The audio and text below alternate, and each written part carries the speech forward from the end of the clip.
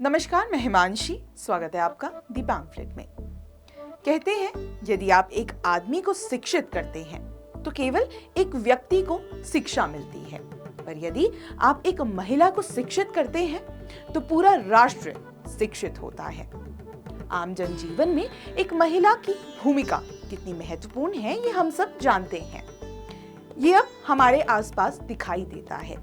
आज देश के कोने कोने से महिलाएं अपने हुनर और मेहनत के दम पर सामने आ रही हैं और विश्व स्तर तक पहुंच रही हैं। इन्हीं में से एक है उत्तराखंड के कुमाऊं की मीनाक्षी खाती, जिन्हें हम एपन गर्ल के नाम से भी जानते हैं। आज विमेंस डे के खास अवसर पर हम बात करेंगे 24 वर्षीय मीनाक्षी खाती से। अपने एपन प्रोजेक्ट मीनाकृति के जरिए अपनी सांस्कृतिक कला और पौराणिक धरोहर को राष्ट्र ही नहीं बल्कि अंतर्राष्ट्रीय स्तर तक पहचान दिला रही हैं और कई महिलाओं की प्रेरणा भी बन रही हैं। इस बातचीत में उन्होंने एपन कला के साथ महिला सशक्तिकरण पर विस्तार से बात की। आज मीनाक्षी कुमाऊं की पौराणिक लोक कला एपन का अपने हुनर के दम पर प्रचार प्रसार कर रही हैं। तो आइए उन्हीं से जानते हैं एपन का महत्व। जैसे कि आप सभी जानते हैं, हमारे उत्तराखंड को देवभूमि के नाम से भी जाना जाता है। यहाँ पे अपने देवी देवताओं के आह्वान के लिए, उन्हें प्रसन्न करने के लिए और अपने यहाँ पे शुभ कार्यों में उन्हें आमंत्रित करने के लिए अनेक प्रकार की पूजा पाठ विधि विधान किए जाते हैं। तो उसी का जो कला रूप है उसको यहाँ पे एपण कहा जाता है। और एपण का जो यहाँ पे अर्थ है वह है अर्पण करना, यानी कि अर्पित करना। तो जब हम यहाँ पे एपणों को बनाने की बात करते हैं, तो जब आप लोग यहाँ पे उत्तराखंड में आएंगे और उत्तराखंड के कुमाऊं भाग में आएंगे तो यहाँ के घरों की जो मुख्य द्वार की देहलियाँ हैं, मंदिर हैं, या फिर हमारे घर के बाहर से तुलसी माता का जो पेड़ लगाया जाता है उसके आसपास का जो पूरा का पूरा स्थान है, वहाँ पे एपणों को बनाया जाता है। उत्तराखंड में किसी भी शुभ कार्य के अवसर पर देवी देवताओं का आवाहन करने के लिए एपण का खास महत्व है, जो लोक कला समस्त समाज के लिए इतनी महत्वपूर्ण है। तो सोचिए उसे बनाने की परंपरा कितनी खास होगी। तो आइए जानते हैं एपण बनाने की पारंपरिक प्रक्रिया। हम ये भी देखें कि एपण क्या आज भी उसी पारंपरिक तरीके से बनाया जाता है या उसमें बदलाव आया है। अगर हम यहाँ पे पारंपरिक एपणों की बात करते हैं तो उसका जो बनाने का तरीका है वो वैसा ही है, क्योंकि जो एक पारंपरिक चीज़ है जैसी वो पहले से चलती हुई आ रही है वो वैसी ही रहेगी, चाहे हम कितना ही बदल जाएं या फिर हमारी जनरेशन कितनी आगे चले जाए, लेकिन जो पारंपरिक रूप है वो वैसे का वैसा ही रहता है। हाँ, उसमें कुछ बदलाव हो सकते हैं कि उसको बनाने का जो तरीका है या फिर उसको हम किसी और चीज़ में बना रहे हैं, लेकिन वो पारंपरिक नहीं कहा जाएगा। लेकिन उसमें कुछ ऐसी चीज़ें जैसे चौकियाँ हैं या फिर भित्ति चित्र है, वो कुछ चीज़ें हम उनको हम एज इट इज़ वैसा ही बना सकते हैं। लेकिन अगर हम यहाँ पे एपणों की बात करते हैं तो आज के टाइम पे जो एपण है दो तरीके से बढ़ चुके हैं। एक तो पारंपरिक एपण है जो हमारे यहाँ पे गेरू मिट्टी होती है, जंगल में मिट्टी होती है, गेरुए कलर की होती है, उसको हम पहले खोद के लाते हैं। तो यहाँ मैं रामनगर में हूँ, यहाँ पे भी रामनगर के छोई गांव से मैं हूँ, तो यहाँ पे भी जंगल में मिट्टी मिलती है और हर एक गाँव में आपको मिट्टी मिलेगी। तो उसको सबसे पहले नीचे लिपाई करके, मेरे पीछे आप यहाँ पे देख भी रहे हैं कि जैसे यहाँ पे नामकरण का जो रिचुअल है वो हो रहा है, तो उसमें किस प्रकार से हमने जिस स्थान पे हमने पूजा पाठ अपना करना है वहाँ पे पूरा अच्छे से गेरू मिट्टी को लीपा गया है। उसके बाद हमारे यहाँ पे जो चावल है उसको भिगा के पीस के जो पेस्ट बनाया जाता है उसको बिस्वार कहा जाता है। तो इन दो कलर्स का यहाँ पे एपणों में मुख्यतः प्रयोग किया जाता है, चाहे घरों की देहली हो या फिर मंदिर में हो। मीनाक्षी आज भी एपण को पारंपरिक तरीके से बना रही हैं। उन्होंने जिस खूबसूरती से इस प्रक्रिया का बखान किया वो इस कला के प्रति उनकी गंभीरता दर्शाता है। एपण के प्रति उनका लगाव बचपन से ही उन्हें अपनी माता और दादी से मिला। जब भी वह शुभ कार्य या उत्सव में उन्हें एपण का प्रयोग करते देखती, एपण के महत्व को अपने जीवन में इस तरह उतारा कि आज उन्होंने इस लोक कला को राष्ट्रीय स्तर पर प्रसिद्धि दिलाकर उसके संरक्षण की राह खोल दी है। इसका प्रभाव यह है कि देवभूमि की ये लोक कला अब स्थानीय स्तर तक सीमित नहीं रही है। मैंने भी इसको बनाना अपने घर से ही सीखा है। मैं बचपन से देखते हुए आ रही थी कि किस प्रकार मेरी मम्मी है, दादी है, मेरी अम्मा या फिर हमारे अगल बगल में जितने भी लोग हैं वो किस प्रकार से एपणों को बनाते हुए आ रहे हैं। मीनाक्षी की मेहनत और उनकी सफलता में उनकी माता और उनकी दादी का महत्वपूर्ण योगदान है।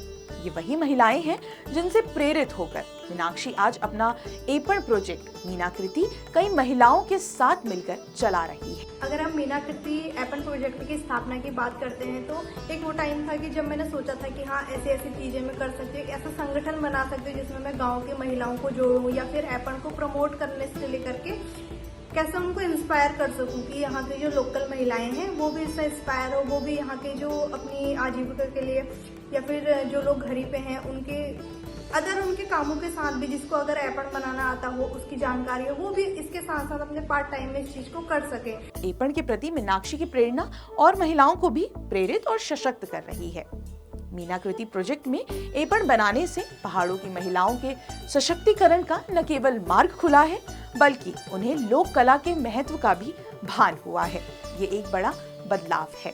महिलाओं की अगर हम काम करने की बात करें तो यहाँ पे जो मीनाकृति के साथ लोग जुड़े हुए हैं तो कुछ तो यहाँ पे छोई रामनगर से ही, उसके साथ साथ हम लोग उत्तराखंड में अलग अलग जगहों पे भी मीनाकृति की टीम के साथ काम करते हैं, जैसे पिथौरागढ़ है, हल्द्वानी है, रानीखेत है और कुछ ग्रामीण इलाके हैं, कुछ शहरी इलाके। तो इसमें होता है कि हमारे पास जो कलाकार आते हैं उन्हें 6 से 1 साल तक की या फिर अगर कोई जिससे पहले से उस चीज़ की एपण की नॉलेज है उसको 1 महीने की ट्रेनिंग दे करके हम लोग उसे अपने साथ जोड़ते हैं। मीनाक्षी के इस प्रोजेक्ट के द्वारा कई महिलाओं को रोजगार मिला है। आज मीनाक्षी के साथ करीब 25 से 30 महिलाएं जुड़ी हुई हैं और उनमें से प्रत्येक महिला 5,000 रुपए से 10,000 रुपए प्रति माह आय करती हैं।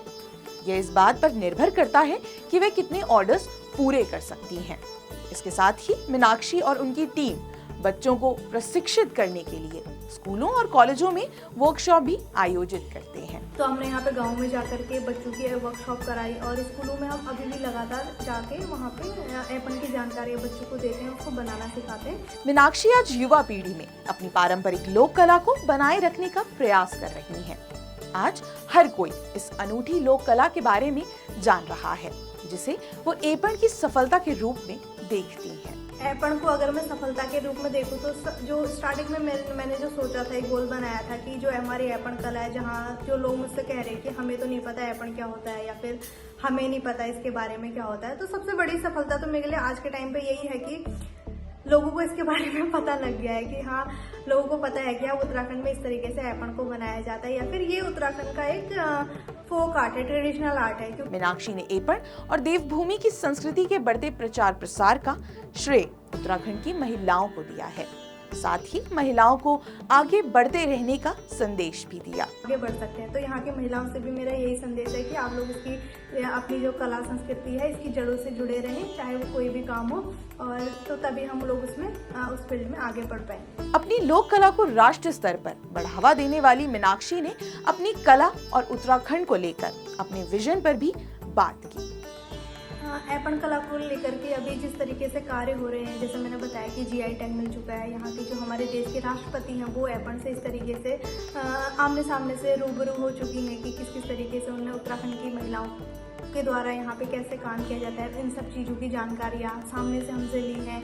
और अभी हाल ही में 26 जनवरी के दिन जो कर्तव्य पथ पे है एपण को प्रदर्शित किया गया। ये पहली बार था कि हमारी जो उत्तराखंड की लोक कला है वहाँ उसको कर्तव्य पथ पर इस तरीके से दिखाया गया, जिसमें हमारे द्वारा उसमें सरस्वती चौकी है क्योंकि उस दिन बसंत पंचमी था, और उसके साथ में जो एपण कला की जो मोटिव है मीन्स की जो उसके सिम्बल्स और साथ में जो बेलें हैं वो बनाई गई थी। और इसके साथ ही हमने इसमें कई सारी और चीज़ों को भी इसमें जोड़ा है। पहले तो हम एजुकेशन को लेकर के इसमें अभी बढ़ चढ़ के काम कर रहे हैं कि कैसे हम इसमें एक बुक को लेकर के भी काम कर रहे हैं। तो ये सारे गोल्स हमारे इसको लेकर के बने हुए हैं और बाकी आप लोग आगे भी इसमें देखते रहिए किस किस तरीके से हम इसमें एपण में काम करते हुए आ रहे हैं। वाकई एक महिला जब शिक्षित होती है तो उस शिक्षा का प्रभाव वृहद समाज पर दिखाई देता है, और इस बात का उदाहरण मीनाक्षी खाती की मेहनत, लगन और कला के प्रति उनकी प्रतिबद्धता में दिखाई देता है। अपनी ही माता और दादी से सीखी इस कला को वे अंतर्राष्ट्रीय स्तर तक पहचान दिला रही हैं। अपनी संस्कृति का महत्व युवा पीढ़ी को समझाने में सफल रही हैं। मीनाक्षी हर उस लड़की के लिए प्रेरणा है जो कला के क्षेत्र में काम करना चाहती है, जो कला की पहचान को वृहद रूप देना चाहती है, जो कला के क्षेत्र में आगे बढ़ना चाहती है।